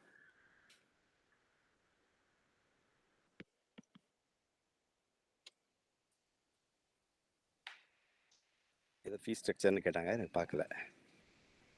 ஃபீஸ் ஸ்ட்ரக்சர் அண்ட் சிஎம்ஐ இன்ஸ்டியூஷன் நான் தான் சொன்னேன் ஒரு தரம். சிஎம்ஐ இன்ஸ்டியூஷனில் ஃபீஸ் வந்து கிடையாது. அதாவது முதல் ஃபீஸ் உண்டு. ஃபீஸ் வந்து எனக்கு தெரிஞ்சு 1 லட்ச ரூபா ஒரு செமஸ்டர் நினைக்கிறேன். இந்த ஃபீஸை வெயிவ் பண்ணிடுவாங்க. அதாவது முதல் 50 ஸ்டூடெண்ட் இருக்குது. அதாவது இந்த என்ட்ரன்ஸில் முதல்ல 50 ஸ்டூடெண்ட் இருக்குது. என்ட்ரன்ஸ் எழுதி உள்ளே வரவங்களுக்கு ஃபீஸ் கிடையாது. ஃபீஸ் கிடையாது மட்டும் இல்லை, அவங்களுக்கு வந்து ஸ்டைபண்ட் கொடுப்பாங்க. அது மீறி அதுக்கு மேலே ஸ்டைபண்டும் கொடுப்பாங்க. 5000க்கு மேலே நிச்சயமா. அது 8000மான்னு எனக்கு தெரியல, ஞாபகம் இல்லை. ஏன்னா ரீசெண்டாக நான் அதை கவனிக்கலை. ஸோ ஃபீஸ் கிடையாது மட்டும் இல்லை, உங்களுக்கு ஸ்டைபண்டும் உண்டு, மாத சம்பளமும் உண்டு சிஎம்ஏ. இது வந்து மற்ற கோர்ஸுக்கு, டேட்டா சயின்ஸுக்கு இல்லை. டேட்டா சயின்ஸுக்கு நீங்கள் ஃபீஸ் கட்டணும். அதில் எக்கனாமிக்கலி வீக் இருக்கிறவங்களுக்கு சில வேவிங் உண்டு.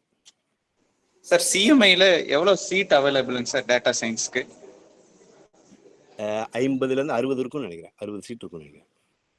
ஒவ்வொரு பொதுவாக என்ட்ரன்ஸ் வச்சு எடுக்கிறது தான். அதாவது இவ்வளோதான்னு கிடையாது. அதாவது ஒரு கட் ஆஃப் வச்சிருப்பாங்க. அதில் எவ்வளோ பேர் வந்தாலும் எடுத்துப்பாங்க. அந்த கட் ஆஃபை அதாவது ரொம்ப அன்ரீசனபிளாக வைக்க மாட்டாங்க. 100 ஸ்டூடெண்ட் வர மாதிரி வைக்க மாட்டாங்க. ஒரு இதாக வைக்கும்போது 60 பேர் கிட்ட வரலாம்.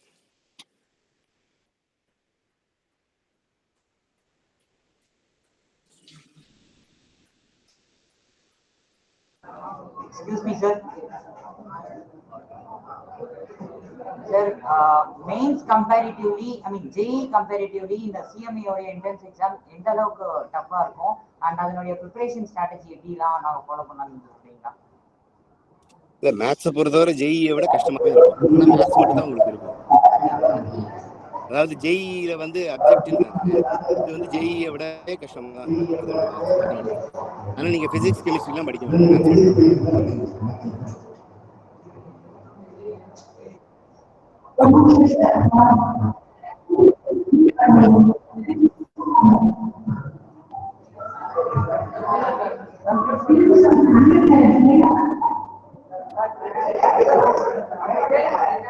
சார் ஒரு டவுட் போட்டு எனக்கு. சொல்லுங்க, கேளுங்க சார். ஒண்ணு அந்த இன்டகிரேட்டட் கோர்ஸ்லாம் பண்றாங்கல்ல சார்? ஆமா, அது நம்ம டிஎன்பிசி எக்ஸாம்க்குலாம் எலிஜிபிள்? நம்ம நார்மலா காம்படிட்டிவ் எக்ஸாம் எழுதுறாங்க ஸ்டூடெண்ட், அவங்களுக்குலாம் எலிஜிபிளா இருக்குமா இல்ல ஒன்லி ஃபார் ரிசர்ச்சா சார்? எந்த இன்டகிரேட்டட் சொல்றீங்க நீங்க? இல்ல சார், நம்ம கோர்ஸ் பண்ண சிஎம்ஏ பண்றோம் சார், மேத்தமெட்டிக்ஸ். ஆமா, அதுக்கு இதுக்கும் சம்பந்தம் இல்லை. காம்படிட்டிவ் எக்ஸாம்க்கு எலிஜிபிளா இருக்குமான்னு கேக்குறேன் சார். சிலனா சில இன்டகிரேட்டட் கோர்ஸ் வந்து எலிஜிபிள் இல்லாம போயிருது சார். அடுத்து இல்ல, அந்த மாதிரி கிடையாது. இல்ல, எலிஜிபிள் இல்லாம போகாது எனக்கு தெரிஞ்சு. போக இல்ல சார், ஈக்குவலன்ட் சர்டிபிகேட் கேக்குறாங்க. சோ அதனால கேக்குறேன், இன்டகிரேட் கோர்ஸ் எல்லாத்துக்கும்.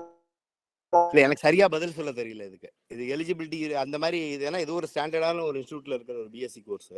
இது ஏதோ ஒரு எக்ஸாமுக்கு எலிஜிபிள் இல்லாம போக வாய்ப்பு இல்லைன்னு நினைக்கிறேன். ஆனா எனக்கு சரியா தெரியாது. இது நீங்க அந்த டிபார்ட்மெண்ட்ல தான் கேட்கணும். எனக்கு சரியா தெரியாது. டிஎன்பிஎஸ்சியில் என்ன சொல்றாங்கன்றது அந்த வெப்சைட் தான், எனக்கு தெரியாது.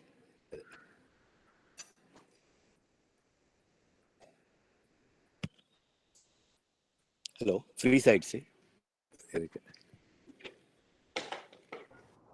சார். அந்த எக்ஸாமோட preparation strategy நாங்க எப்படி பண்ணலாம்னு சொல்லிருக்கீங்க. ஓகே, எக்ஸாமுக்கு ப்ரிப்பரேஷன் ஸ்ட்ராட்டஜி வந்து நீங்கள் வந்து ஆக்சுவலி இது உண்மைதான். நீங்கள் வந்து +2ல இருக்கிற அந்த புக்கு இதை வச்சு நீங்கள் படிக்க முடியாது. எக்ஸ்ட்ரா கோச்சிங்க்கெலாம் போக தேவையில்லை. ஒரு சில புத்தகங்கள் வந்து நீங்கள் தனியாக படிச்சாகணும். அந்த புத்தகங்களோட இது வந்து சிஎம்ஏ வெப்சைட்லேயே இருக்குது. நீங்கள் வந்து சிஎம்ஏ வெப்சைட்டுக்கு போய் அந்த என்ட்ரன்ஸ் எக்ஸாமில் ஒரு போன உடனே ஒரு சைடில் ஒரு இது இருக்கும். சைடில் வரிசையாக கொடுத்துருப்பாங்க சிஎம்ஏ என்ட்ரன்ஸ். அதில் சில புத்தகங்கள் இருக்கும். அதில் ஏதாவது ஒரு புத்தகம், 4-5 புத்தகம் இருக்கும். அதில் ஒரு புத்தகத்தை நீங்கள் எடுத்து படிக்க ஆரம்பிச்சிங்கன்னா நீங்கள் வந்து அது போதுமானது. அது வந்து அதுக்கு மேலே தேவை கிடையாது. நீங்கள் வந்து ஒரு கோச்சிங் சென்டர், அந்த மாதிரி கோச்சிங் சென்டர்லாம் சிஎம்ஏக்குன்னு இங்கே கிடையாது. ஆக்சுவலாக கல்கட்டாவில் இருக்குது. இங்கே எதுவும் கிடையாது. இங்கே யூடியூப்ல நிறைய வீடியோஸ் இருக்குது. ஃப்ரீயாக பார்க்கக்கூடிய சிஎம்ஏ ப்ரிப்பரேஷன் போட்டிங்கன்னா யூடியூப்ல எக்கச்சக்க வீடியோஸ் இருக்குது. ஸோ நீங்கள் அதை பார்க்கலாம். யூடியூப்ல ஜஸ்ட் சிஎம்ஏ ப்ரிப்பரேஷன் போடுங்க, உங்களுக்கு ஏகப்பட்ட வீடியோஸ் வரும். ஏகப்பட்டது இல்லை, எல்லாமே அந்த பெங்காலில் கல்கட்டாவில் பண்ணுறவங்க தான், அவங்க தான்.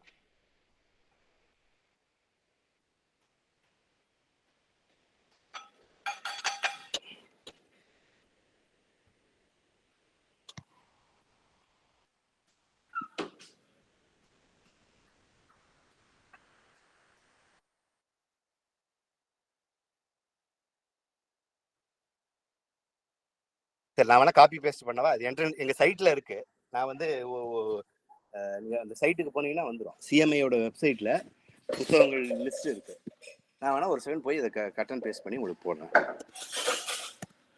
அந்த சைட்டையே உங்களுக்கு போட்டுறேன். ஒரே நிமிஷம் இருக்கு. பின்னாடி இருக்கேன், இங்க நிறைய குரங்கு வந்துருச்சு. அதுக்குள்ள நீங்க பார்த்துருப்பீங்க. ஒரு நிமிஷம். சிஎம்ஐ என்ட்ரன்ஸ் எக்ஸாம்.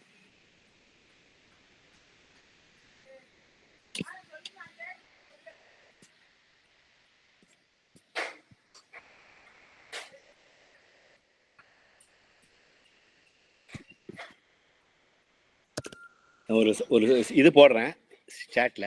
அதில் வந்து பார்த்தீங்கன்னா சிஎம்ஏயோட என்ட்ரன்ஸ் எக்ஸாம் முழுக்க குறித்த எல்லா சிலபஸ்ஸு, அதோட புத்தகங்களுக்கு என்ன படிக்கணும், எல்லா விஷயமும் இருக்குது. பழைய கொஸ்டின் பேப்பர்ஸ் எல்லாம் அதில் இருக்குது. அதில் வந்து புத்தகங்களும் இருக்குது. ஸ்டடி மெட்டீரியல் அப்படின்னு இது பாருங்கள், மோர் ரீடிங் மெட்டீரியல் இருக்குது. அந்த சைட்டோட அட்ரஸை உங்களுக்கு அப்படியே போடுறேன்.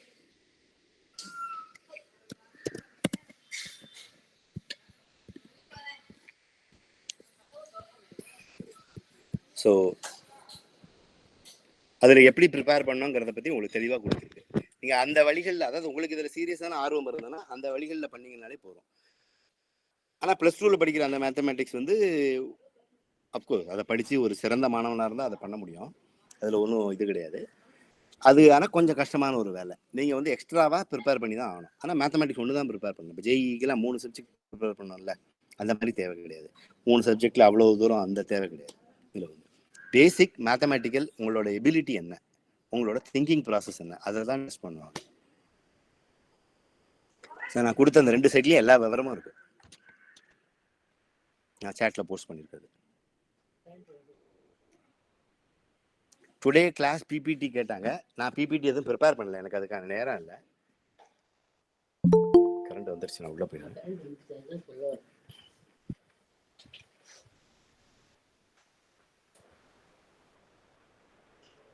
சார் கரூர்லேருந்து பேசுகிறேங்க சார், கரூர் மாடல் ஸ்கூல். சொல்லுங்க சார். ஜேஇ அட்வான்ஸ் இதுக்கு வந்து எந்த புக்ஸ் ரெஃபர் பண்ணலான்னு சொன்னீங்கன்னா, மெயின் ஜேஇ அட்வான்ஸ் மெயினுக்கு வந்து புக்ஸ் என்னென்ன ரெஃபர் பண்ணலாங்க சார்?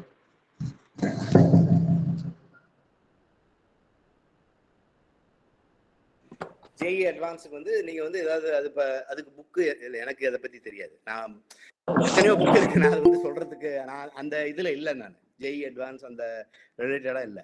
என்னுடைய இது வந்து மேத்தமேட்டிக்ஸ் சிஎம்ஏல நான் இருக்கிறது, அந்த இதில் தான் நான் இருக்கேன். Is back. கரண்ட் வந்துருச்சு.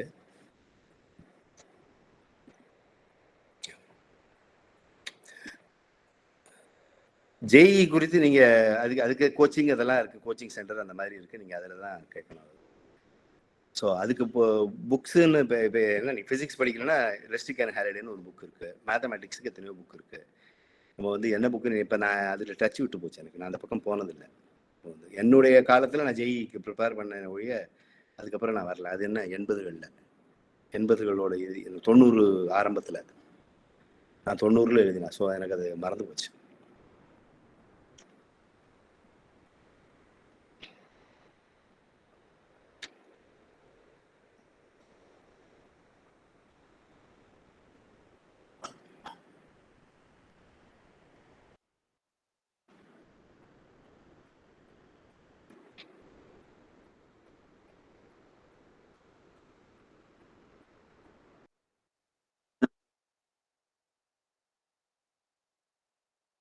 Okay, no problem. No problem.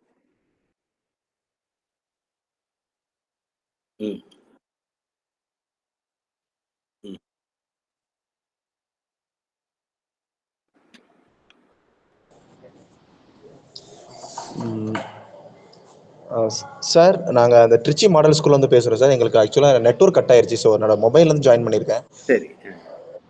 இல்லை சார், அந்த ப்ராசஸ் ஆஃப் நம்ம சிஎம் அந்த ப்ராசஸ் செலெக்ஷன் கேட்டிருந்தேன் சார். அப்போ தான் கட் ஆயிடுச்சு எங்களுக்கு. ஓகே, ப்ராசஸ் செலெக்ஷன் இல்லை, என்ட்ரன்ஸ் தான். சிஎம்ஐல வந்து பல்வேறு கோர்ஸ் இருக்கு. பிஎஸ்சிக்கு வந்து என்ட்ரன்ஸ் மட்டும்தான். என்ட்ரன்ஸ் நான் இப்போ திருப்பி சொல்கிறேன். என்ட்ரன்ஸ் இருக்கு. என்ட்ரன்ஸ் வந்து அப்ஜெக்டிவ் டைப் இருக்கும். 2வது கேள்விகள் கொடுத்து ப்ராப்ளம் கொடுத்து கையால் எழுதணும். அப்ஜெக்டிவ்ன்றது அதாவது 4 ஆன்சர் இருக்கும். 4ல் ஒன்றுக்கு மேலே ரைட் ஆன்சர் இருக்கும். அந்த ரைட் அந்த மாதிரி கிடையாது. ஏபிபிசி அந்த மாதிரி இருக்கும். அந்த மாதிரி அதை கம்ப்யூட்டர் தான் திருத்தும். இனிஷியல் ஸ்கிரீனிங் அது இனிஷியல் ஸ்கிரீனிங். அது முடிஞ்ச உடனே அந்த ஸ்கிரீனிங்ல வர்ற அதுல தேர்ந்தெடுக்கப்பட்ட மாணவர்களுக்கு அதுக்கு அடுத்த இதுல வரும். அந்த இதை நாங்கள் கையால டீச்சர் இருக்குது. அப்போ கட் ஆஃப் யார் தாண்டி போறாங்களோ அவங்க பிஎஸ்சிக்கு, பிஎஸ்சிக்கு எம்எஸ்சிக்கு வந்து என்ட்ரன்ஸ் ப்ளஸ் இன்டர்வியூ உண்டு. பிஹெச்டிக்கு என்ட்ரன்ஸ் எழுதி என்ட்ரன்ஸ் பாஸ் ஆனவங்களுக்கு இன்டர்வியூவும் உண்டு. இன்டர்வியூ எல்லாத்துலயுமே இருக்கும். அதாவது உயர் படிப்புக்கு எம்எஸ்சி பிஹெச்டிக்கு இப்போ எல்லாம் மாணவர்கள் தானே, பிஎஸ்சி தானே. ஸோ பிஎஸ்சி மாணவர்களுக்கு என்ட்ரன்ஸ்.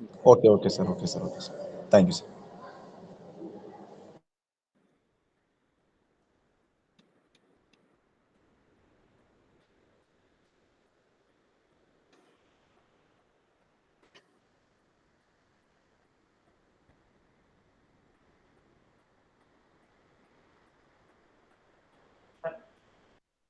சார் நாமக்கல்ல இருக்கு சார். ஐஎஸ்ஐ இன்ஸ்டிடியூட்டுக்கு போலாம்னு சொல்லிருந்தீங்க சார். ஐஎஸ்ஐ தானே? அதுக்கு என்ன என்ட்ரன்ஸ்? ஐஎஸ்ஐ தானே கேட்டீங்க? ஆமாங்க சார். ஐஎஸ்ஐக்கு வந்து தனி என்ட்ரன்ஸ் இருக்கு. அது ஐஎஸ்ஐயோட வெப்சைட்ல இருக்கு. ஐஎஸ்ஐ bank.psd.in போனீங்கன்னா அதோட இதுல நான் அட்ரஸ் வேணா உங்களுக்கு போடுறேன்.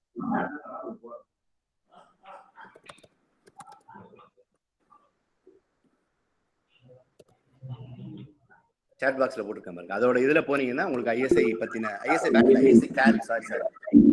பேங்க் தான் நான் சொன்னேன். ஆனா என்ட்ரன்ஸ் கண்டக்ட் பண்றது வந்து இதுதான் ஐஎஸ்ஐ கல்கட்டா தான். ஸோ ஐஎஸ்ஐ கல்கட்டால போனீங்கன்னா என்ட்ரன்ஸ் விஷயங்கள் இப்போ இல்லை, ஜனவரி மாசம் போஸ்ட் பண்ணுவாங்க. ஸோ அதுக்கு தனி என்ட்ரன்ஸ். சிஎம்ஐ மாதிரியே தான் என்ட்ரன்ஸ் இருக்கும். அதெல்லாம் அப்ஜெக்டிவ் டைப் இருக்கும். ஏன்னா ஐஎஸ்ஐல 2 என்ட்ரன்ஸ், காலையில ஒரு என்ட்ரன்ஸ் இருக்கும், மத்தியானம் ஒரு என்ட்ரன்ஸ் இருக்கும். 2 டெஸ்ட் ஐஎஸ்ஐல ரொம்ப தரோவா பண்ணக்கூடியது. அவங்க ஒரு டெஸ்ட் தான், ஐஎஸ்ஐல 2 டெஸ்ட். காலையில எழுதி மத்தியானமும் எழுதணும். தேங்க்யூ.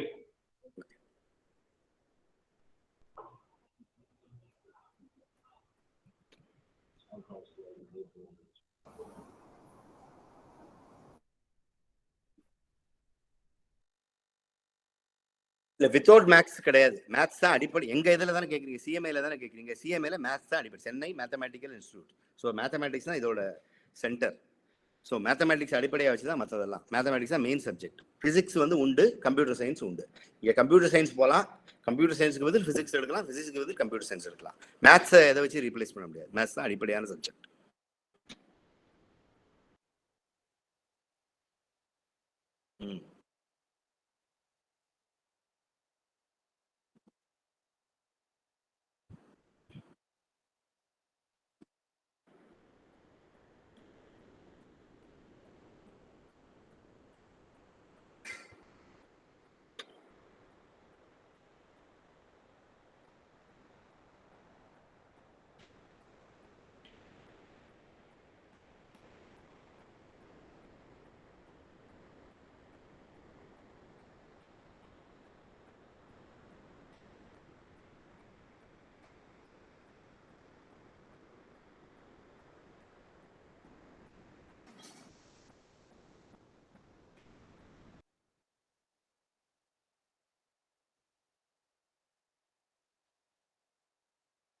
என்ன பண்ணிக்கலாம். ரொம்ப நன்றி.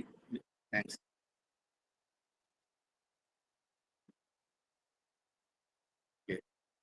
நன்றி, ரொம்ப சந்தோஷம். ஓகே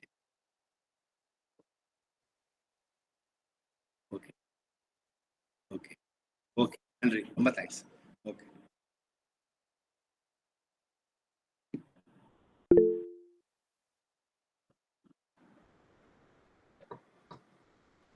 முடிச்சுக்கலாமா? யாரோ கேள்வி கேட்டிருக்காங்க. ஓகே, நான் வெளியே இருக்கலாமா?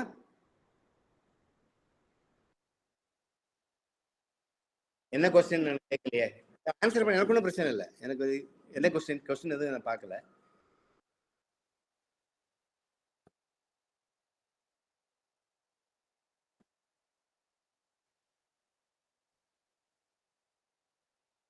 நோபல் பரிசுங்கிறது ஒரு ஆராய்ச்சி பண்ணி பிசிக்ஸ்ல எதுலையாவது ஆராய்ச்சி பண்ணி வாங்குறது. அது வந்து வாழ்நாள் ஆராய்ச்சி. நீங்க வந்து அது வந்து 60 வயசுலயும் கொடுப்பாங்க, 70 வயசுலயும் கொடுப்பாங்க. அது நோபல் பரிசுங்கிறது வேற. மேத்தமேட்டிக்ஸ் நோபல் பரிசு கிடையாது. அதுக்கு வந்து ஃபீல்ட்ஸ் மெடல்னு அதுதான் கொடுப்பாங்க. இப்போ வந்து எக்ஸாம் எப்படி அப்ரோச் பண்றதுங்கிறதுக்கு ஒவ்வொன்றுக்கும் நான் தான் சொன்னேன், என்ட்ரன்ஸ் இருக்கு, சிஎம்ஏ என்ட்ரன்ஸுக்கு மேத்தமேட்டிக்ஸில் உங்களுக்கு ஒரு ஆர்வம் இருந்து இங்கே தொடர்ந்து ஏதாவது ஒரு புத்தகம் மேத்தமேட்டிக்ஸ் புக்கு அந்த சைட்டில் கொடுத்துருக்குற ஒரு 4 புக்கு இருக்குது, எல்லாத்தையும் படிக்கணும்னு அவசியம் இல்லை. ஏதாவது ஒரு புத்தகத்தை ரொம்ப சின்சியராக படிச்சிங்கன்னா நீங்களே படிக்க முயற்சி பண்ணி உங்களுக்கு வந்துச்சுன்னு வைங்களேன், அது வந்து அது போதுமானது. இது வந்து அப்படி எதுவாக இருந்தாலும் நீங்கள் பாட்டில் என்ட்ரன்ஸ் எழுதலாம். ஒர்க் ஆச்சுன்னா உங்களுக்கு ஒரு பிடிச்சிருந்ததுன்னா நீங்கள் பின்னாடி அதை கற்றுக்குவீங்க. இப்போ வந்து பல்வேறு இடங்களுக்கு போகிறவங்க வந்து முதல்லயே எல்லாத்தையும் தெரிஞ்சுக்கிட்டு போகிறதில்ல, அங்கே போய் கற்றுக்கிறது தான். ஸோ என்ட்ரன்ஸை வந்து நீங்கள் எழுத முயற்சி பண்ணி உங்களுக்கு கிடைச்சதுன்னா பின்னாடி கூட உங்களுக்கு அந்த ஆர்வம்லாம் வரக்கூடும். ஓகே, நன்றி. தேங்க்ஸ் சொன்னவங்க எல்லாருக்கும் நன்றி. Okay thank you. நான் இப்போ வெளியேறேன். Okay, thanks.